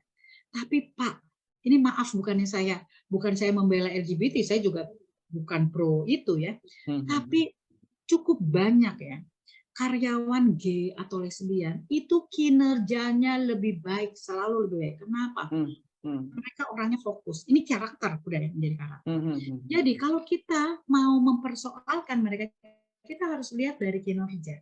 Tapi tidak bisa melihat dari karakter. Kecuali ada di awal, di dalam satu ini Bapak, bahwa perusahaan kami tidak, jadi ada satu statement yang mengatakan bahwa sini hanya berlaku heteroseksual. Jadi kalau homoseksual, mereka dengan sukarela harus mengundurkan diri, misalnya kayak gitu. Nah itu bisa kemudian dilakukan. Jadi yang bisa dilakukan apa? Konseling, Pak. Ditanya mengapa orientasinya ini. Kemudian kalau dia komit bahwa ini tidak mengganggu, tidak mempengaruhi, dia tetap bisa bekerja dengan baik. Pacarnya ada di rumah atau suami istrinya ada di rumah. Kan kadang-kadang kan saya punya sahabat Pak menikah laki-laki sama laki-laki. Menikahnya tidak di Indonesia, tapi udah jadi suami istri gitu loh. Laki-laki sama laki-laki.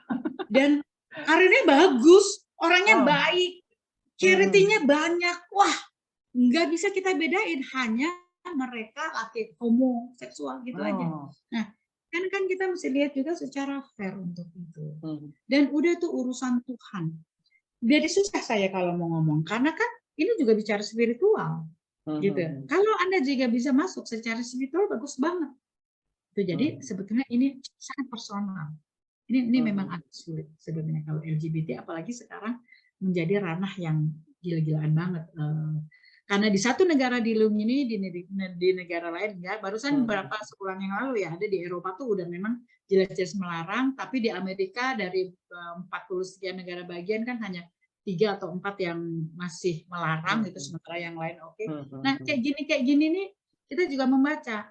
Dan saya selalu berdoa semoga di Indonesia tidak pernah diizinkan untuk homoseksual ini. Karena kan repot banget. Gitu, Oke, semoga mencerahkan ya. Ini dari Bu Kindela Yunia. Ini curhat ini Bu Ani. Ini perusahaannya udah kolaps, sudah mau bangkrut, sudah mau merger, tapi hak karyawan ini juga harus diperhatikan. Ini bagaimana cara mengatasinya itu? Mungkin ada ini bangku sedang mau merger, perusahaannya banyak sekali, ya mesti diberesin Bu. Tetap dan diberikan mesti diberesin Bu. Jadi sebelum itu merger, perusahaan yang mau merger itu harus tahu ini masalahnya apa, ini masalahnya apa, kalau digabungin masalahnya apa, apakah karyawan ini akan dipakai di karyawan ini, yang mau dipakai yang mana, yang nggak dipakai yang mana, penyelesaian gimana, itu harus diomongin. Mungkin kira-kira 6-8 bulan yang lalu itu mau terjadi seperti itu, bukan merger malah. Ini lebih lagi, cuman mau beda status dari yayasan ke PT. Tapi ini dijadiin alasan untuk orang-orang yang dari yayasan itu yang jelek itu mau disingkirkan supaya PT ini orang yang bagus. Terus saya bilang, boleh silahkan, tapi selesaiin dulu. Berarti lu kan PHK dia kan? Kalau PHK tuh ada aturannya, dilakuin nggak? Terus dia Bu, tapi nggak bisa. Harus lakuin. Kalau nggak berarti kamu nggak kuat untuk jadi PT. Kira-kira gitu. Ya, jadi ini yang mesti diatur, ya diselesaikan, dihitung berapa kalau misalnya mem-PHK, kalau honor gimana, kalau nggak gimana, supaya di mata hukum kita tetap bisa aman. Juga sebetulnya yang paling penting, ingatlah bahwa mereka itu adalah manusia. Jadi kalau sekedar mereka di PHK dan urusan kita beres, kita pikirin dong sebagai manusia. Dia perlu waktu berapa lama untuk adaptasi, bagaimana istrinya, suaminya, anaknya, dan sebagainya. Dan ini yang kemudian coba membuat kita menyelesaikan dulu persoalan-persoalan yang banyak itu supaya beres. Kalau enggak, kita bisa dibilang penjahat, Ibu. Dan kita orang HRD-nya misalnya. Ya kita mendukung itu. Jadi ada satu teman saya yang nasibnya dia itu selalu menjadi orang yang selalu men-layoff orang karena mau bangkrut dia layoff gitu. Tapi dengan demikian dia kemudian menjadi lebih sensitif. Terus dia bisa mendidik perusahaan gitu. Jangan hanya senang bisa orang ter-layoff banyak, tapi coba pikirin. Jadi ya kan kita bisa melakukan pelatihan dulu tentang bagaimana pensiun yang dipaksa itu, bagaimana menyiapkan dia dan sebagainya. Itu termasuk yang juga bisa kita perhatikan. Bukan hanya sekedar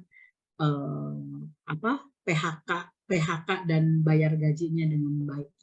Kira-kira. Nah, apalagi kalau merger itu kan perusahaannya tetap akan berlangsung. Nah, mesti dipikirin itu bagaimana itu deh. Karena kan kalau merger ini kan ada 2 perusahaan, Ibu, bayangan saya. Ada perusahaan yang satu lebih kuat, yang satu enggak. Kemudian di merger nih. Nah, ini kemudian ininya mesti sama kan? Fasilitas-fasilitasnya itu yang susah. Karena yang udah bagus nggak bisa diturunin. Yang jelek ya maunya sama dengan yang lain gitu kan. Nah, ini yang harus. Oke, semoga mencerahkan ya. Selanjutnya, saya ingatkan lagi Bapak Ibu yang menginginkan e-sertifikat mau untuk masuk ke grup webinar dulu, linknya sudah saya cantumkan di kolom chat. Selanjutnya dari Bu Ayu dari Klaten ini Bu, ini izin bertanya, bagaimana caranya mengatasi atasan atau bawahan yang toksik, soalnya menciptakan budaya nepotisme dan kolusi yang berujung pada korupsi Bu.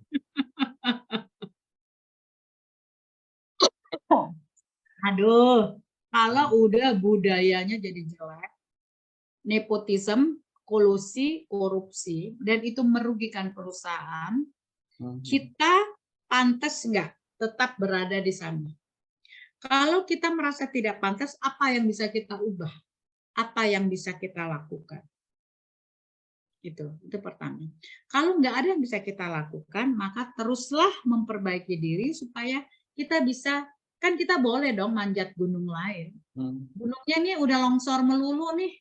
Naik, merosot lagi, naik, merosot lagi. Ya udah cari gunung yang lebih kokoh, boleh juga. Artinya gini bahasa jeleknya. Kalau lingkungan udah jelek, toksik, korupsi, keluar aja udah. Cari perusahaan ekstrim. Tapi kalau Anda kuat dan bisa memperbaiki segala macam, ya lakukan. Buat satu perubahan di dalam. Sampai Anda dipercaya. Bukan dia yang dipercaya. Bukan orang yang toksik. Gitu. Jadi kadang-kadang kalau lingkungan udah toksik, kita nggak toksik, kita yang kelihatan toksik, bukan? Nah, pikirin. Jadi jangan sia-siakan diri kita berkubang di tempat yang kotor. Maka kita juga akan, pasti kita juga akan kotor. Itu sih Bu Agnes. Oke, selanjutnya dari Bapak atau Ibu Ari Putra Yasa. Ini Bu, saya pernah jadi OM, nah, mungkin apa nih OM, Operating Manager ya. Jadi dia merasa keluhan-keluhan dari karyawan itu sering dia dengarkan, terus dia baper sendiri. Tapi dia juga bingung, juga harus menjalankan target-target perusahaan. Nah, ini bagaimana Bu untuk mensinkronkan dia harus mendengarkan keluhan dari karyawan, tapi juga harus memenuhi target dari perusahaan. Kalau menurut Bu Ani bagaimana? Oke, ini agak ya saya harus hati-hati menjawabnya. Pak Ari Putra, bahwa kita tetap harus on state ya, artinya apa yang menjadi jabatan dan tanggung jawab kita di jabatan itu kita harus jalani. Kalau Anda mengatakan bahwa saya situasinya terjepit di antara atasan dan bawahan, itu adalah mindset. Itu mindset kita. Mindset kita mengatakan bahwa kita terjepit. Apakah benar kita terjepit? Sebagai OM nih, operation manager gitu kan Pak? Kalau memang sebagai manajer, berarti kan dia harus memastikan bahwa di level manajer itu ada masalah strategik. Dia harus pastikan bahwa perusahaan. Sebagai manajer, itu ada masalah individual atau development yang memastikan bahwa karyawan semua terselenggara dengan baik keterampilannya. Sebagai manajer, dia harus memastikan bahwa lingkungan atau climate, iklim itu juga baik, sehingga dia lingkungannya ini kemudian menjadi tidak toksik. Gitu. Nah, kalau itu dijalanin, dia harus lihat posisinya itu jangan sampai bias, blur, jangan sampai blur. Jadi Anda tidak salah kalau Anda tetap menjalankan peran Anda, dan ada karyawan yang merasa, dia mah parah, dia manajer yang payah. Ya udah, itu urusan karyawan itu, tapi Anda tetap menjalankan peran Anda. Atau Anda menjalankan peran Anda dan dianggap oleh pemimpin Anda bahwa Anda terlalu membela anak buah dan tidak membela perusahaan. Ya itu, ya faktanya Anda dikasih tahu bahwa tidak, saya membela secara membabi buta, bahwa karyawan harus dibenarkan, itu juga penting.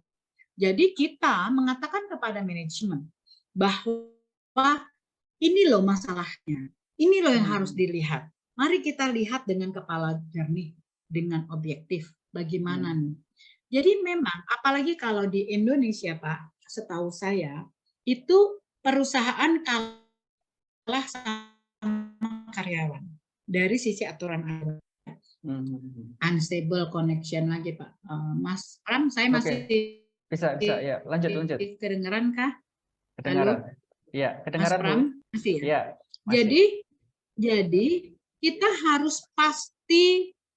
harus pasti melihat kebijakan owner ini gimana. Kalau kita pun merasa bahwa kebijakan owner ini sama sekali tidak objektif, menginjak karyawan, menginjak hak karyawan, kita bisa kasih nasihat dong sama atasan. Kita bisa ngomong. Yang lain itu sebetulnya juga demi banyak hal, ya kita bisa bilang sama karyawan. Intinya peran yang benar dan tidak bias. Ini sebetulnya perlu kita ngobrol lebih banyak masalahnya gimana, karena ini perlu juga dilihat ya, karena semua orang yang punya perusahaan mau besar atau kecil pasti pengennya untung. Kalau bicara untung pasti dia akan ngomong tentang target ya, dan itu semua harus dipahami. Untuk mencapai target dan untung pasti ada cara-cara. Nah, cara-caranya itu apakah sesuai dengan kemampuan karyawannya? Apakah juga ada sumber daya sehingga karyawan bisa mengekspresikan itu dengan baik? Nah, ini yang kita bisa lakukan. Tapi intinya bahwa membangun keuntungan perusahaan itu menjadi target strategik kita sebagai manajer. Oke. Gitu ya kira-kira. Ya. Ini boleh nih Pak Ari Putra Yasa, mungkin Mas Pram nanti kita bisa ngobrol lebih banyak karena ini sangat banyak lapisan-lapisannya gitu. Kalau udah ngomong. Nanti bisa ngobrol lebih lanjut. Kemudian dari Bu Roidan atau Bapak Roidan, tadi Bu Ani mengatakan kita sebagai owner, sebagai pemilik perusahaan itu harus bisa mengembangkan kemampuan karyawan kita. Ini ada Bu Roidan ini juga curhat, sudah memberikan training atau workshop ke karyawannya, dia malah keluar, menjadikan dia kompetitor. Ini bagaimana nih Bu? Bu, ini masalahnya banyak pemilik usaha Bu. Jadi seringkali pemilik usaha tuh memilih untuk nggak minterin karyawan, nggak training karyawan. Karena lu udah gue training susah-susah, lu udah gue training mahal-mahal, lu pergi lagi gitu. Ya. Nah, pilihannya jadi begini. Kalau saya, pilihannya saya tetap tawarkan training macam-macam untuk karyawan saya. Sekarang banyak sekali training yang sebetulnya nggak usah terlalu mahal-mahal amat. Gitu ya. Tapi kita juga harus memastikan bukan cuma karyawan kita disuruh belajar, tapi apakah dia nyaman di tempat kita. Gitu. Kalau dia nyaman di tempat kita, mau dipengaruhi apapun, dia tetap ikut. Contoh, ini sederhana. Saya kenal namanya Rian. Rian itu tukang setrika di satu laundry. Ya. Dia sama saya baik banget. Kemudian dia curhat, Bu, saya itu cuman sehari itu saya cuman dapat 100.000. Wah, dia ngomong deh, jadi hitung-hitungan jelas banget. Nggak cukup, Bu. Jadi gini, terus ini ada yang nawarin, ngasih sehari 180, Bu. Udah gitu itu cuman uang hariannya aja. Saya gajinya dikasihnya 1,5 juta. Jadi sebulan dikasih 1,5 juta, sehari 180.000.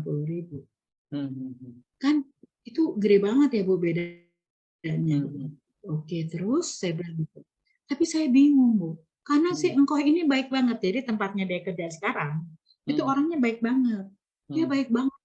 Saya boleh ngajak istri saya juga dibayar. Kalau istri saya dibayarnya lebih murah, tapi dibayar, dia kerjakan istrinya, dia di situ.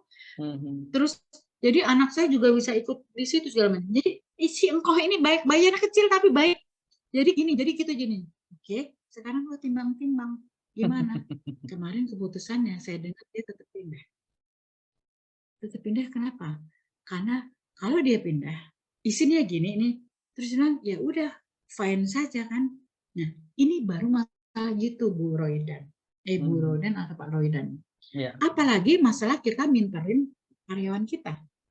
Tapi kalau saya boleh milih, apakah Ibu atau Bapak pengen punya karyawan yang bego, tapi kerja terus di tempat Bapak? Tapi bego dia, nggak pintar-pintar, karena kita nggak pintarin. Jadi kita melihara orang yang begitu-begitu aja. Atau kita pinterin karyawan kita, tapi juga kita nyamankan dia. Jadi dia kembangin perusahaan kita juga. Tapi di perusahaan kita ada orang-orang yang pintar, karena dididik terus. Pilihannya itu. Artinya kan, jangan dilihat dari sisi bahwa kita udah minterin dan dia keluar. Tapi di sisi kita minterin dan gimana supaya dia nggak keluar. Nah, itu yang kemudian menjadi tantangan kita untuk melihat kenapa dia begitu, karena dia manusia. Dia butuh sesuatu yang cukup dan berkembang terus. Gitu. Begitu. Halo. Ya, Mas. Oke, tuh kan connection saya. Oke, selanjutnya ini banyak pertanyaan ini. Bagaimana caranya membedakan dari Ibu Mulyani, membedakan karyawan yang benar-benar bekerja atau hanya banyak maunya? Apa ada maunya? Gitu. Ini namanya integritas. Bu, ini namanya integritas, Bu Mulyani. Jadi gampang sekali kalau kita mau membedakan karyawan yang benar-benar atau karyawan yang ada maunya. Biasanya yang ada maunya itu nggak bisa bertahan lama untuk mempertahankan yang ada maunya itu. Dia akan banyak komplain, dia mungkin banyak memuji, tapi komplain juga, dia mancing-mancing juga, dia jilat-jilat juga, itu bisa terasa. Ya, kita akan terasa kok. Waktu akan membuktikan. Yang penting kita jangan prejudice dulu. Kita anggap semua karyawan jelek, jangan. Tapi kita lihat baik-baik, kita perhatikan.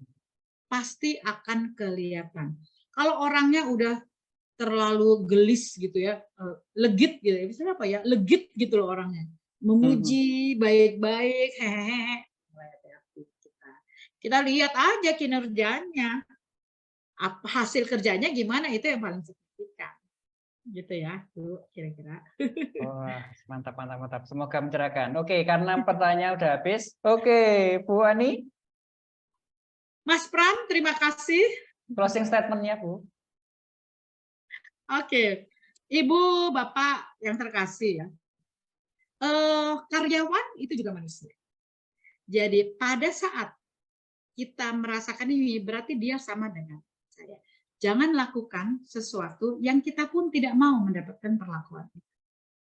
Pada saat ini terjadi, lihatlah bahwa dia pun juga orang yang ingin dihargai,